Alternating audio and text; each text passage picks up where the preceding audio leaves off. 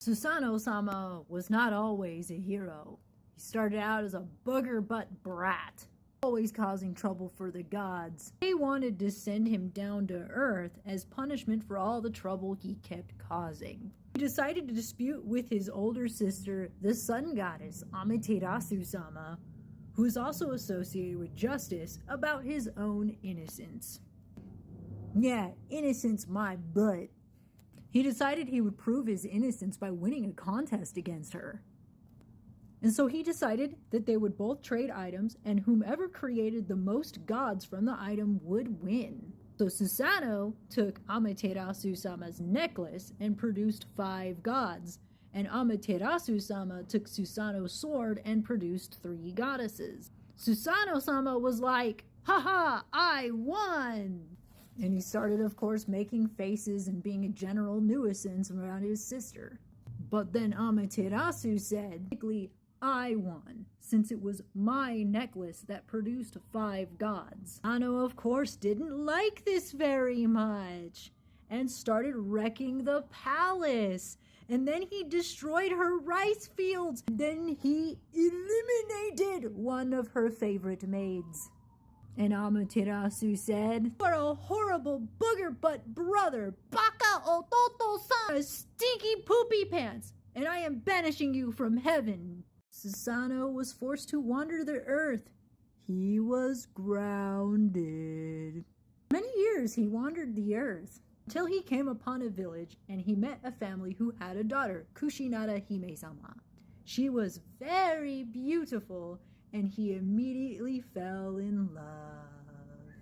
And they would go frolicking. But there was a dark shadow that had been looming over the village. The 8-headed snake Orochi. Yamato no Orochi.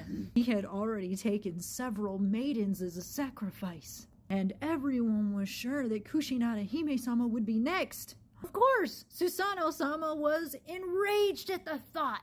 That was his love. That was his beautiful princess, Hime-sama. So he came up with a plan. So he found the best sake that he could get from the village, and he found 8 cups. And then he set off for Orochi's lair. "You're not a maiden. What are you doing here, storm god?" "Oh, I just came to share a drink with you. Surely you cannot resist this delicious sake, much tastier than any maiden." "I doubt that, but it does smell pretty good." And Susanoo poured him 8 cups of sake.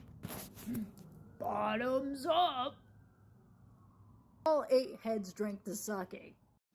And then he slithered, stumbled, whatever the snake equivalent of a drunk walk is.